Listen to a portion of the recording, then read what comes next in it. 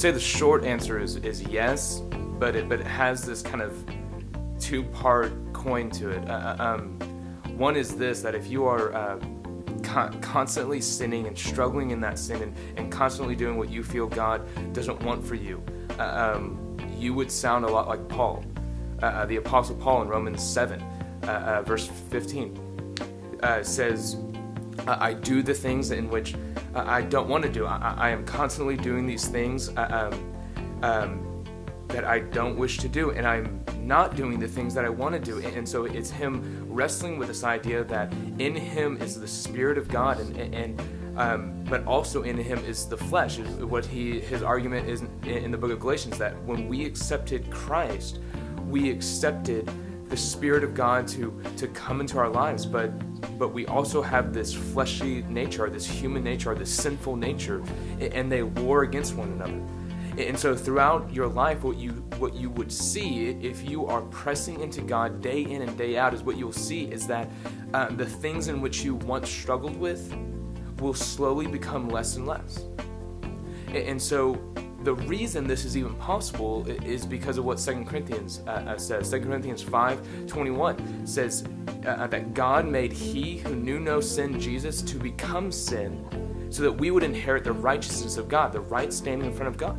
And so in that moment, what happened is this: all of your sin, both your past sin, your present sin, and your future sin, was placed on Jesus. And then God, in his wrath towards sin, because God is a God of love and therefore he must hate which is evil, that God in his wrath poured out his wrath on sin, the wrath that you deserved for your sin, on Jesus.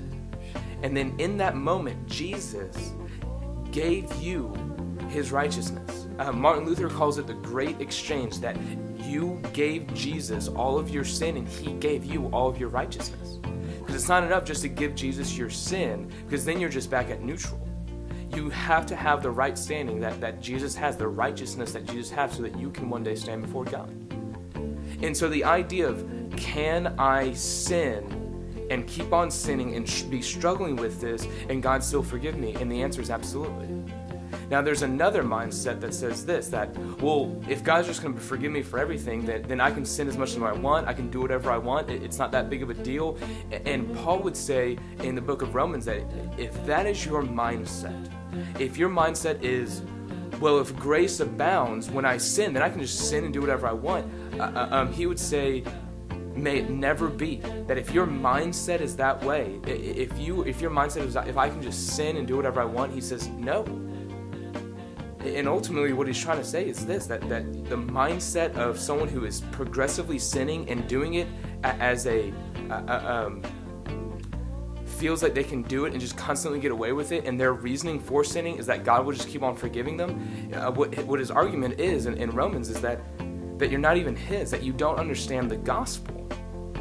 Because the gospel is God loves you, and so why in the world would you want to look at that God who loves you and blatantly over and over again disobey him?